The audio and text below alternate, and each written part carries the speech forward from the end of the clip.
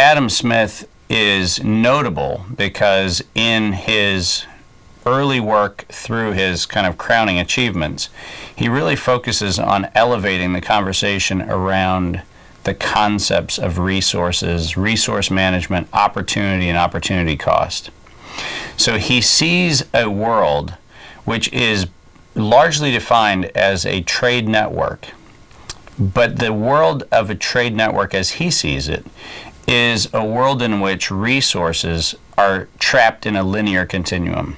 There's a thing called a natural resource, and that's the trees, it's the land, it's the plants, it's whatever is in the soil.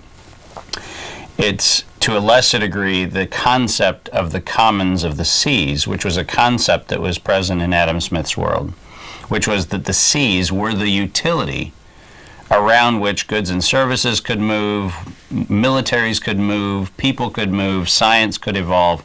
So the notion of the sea was the utility. The sea, in many respects, in Adam Smith's world, was the internet in our world today. It was the mode of transportation of information and goods and services across time and space. And so that was the concept that he was working with. But he had the natural resource world, he had the commons of the seas, and then he had the notion of money being something which is a quasi-state function, which was a link between the state and the church and the notion of commerce. Into that world, Adam Smith proposes a very interesting proposition, which is really not his. It actually is a refinement of what comes several centuries before from the church, which was the notion of dominion. Dominion, as a term, is a term that is something that I think we've lost touch with, but unfortunately, energetically, it has stayed with us.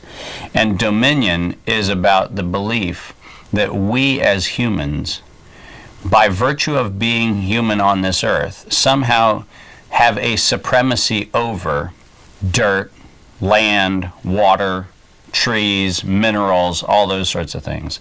And because we have dominion over those things, they essentially are free.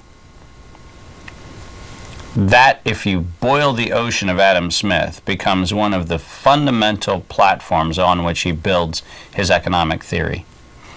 And because they're free, and because they have no notion of it costs something to get them there, and it costs something for them to be refined over a period of time, and it costs something for them from the standpoint of just the organization of all of these elements called natural resources, he assumes that that is a zero basis, and the only cost associated with those resources is a cost of extraction.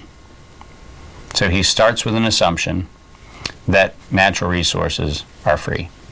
The second assumption that Adam Smith really refines, and he really should get a lot of credit for this, is that people are free. Now that's a little more heretical when you actually say it that way. He doesn't come out explicitly and say it, but he is the one who really incorporates the notion of labor as the way to describe people. People are not people. They are the productivity output of their engagement with the world. So a person is really not part of Adam Smith's world.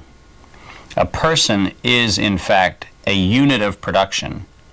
And oddly enough, he applies the same logic that he applies to natural resources to people, and that is, people are free.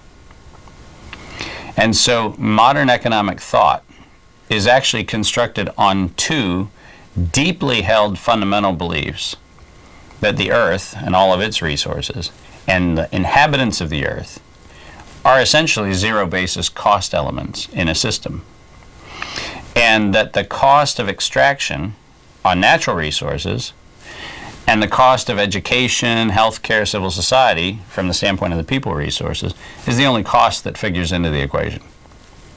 So you are a net drain until you're productive. But that's kind of an extraction cost. You're extracting the human potential to be a contributing member of society. And Adam Smith introduces this concept, and from Adam Smith forward, really no economic theorist that actually shows up anywhere from then all the way to the University of Chicago and Milton Friedman's world, nobody questions those assumptions. Adam Smith creates the dogma that says it's free, and the human enterprise is about bringing value to the free things. and then getting him caught up in monetary exchanges and value enhancement, all those things. But Adam Smith puts those two elements of dogma in place, and we are stuck in a world where those two tenets of the faith of our system are unquestioned.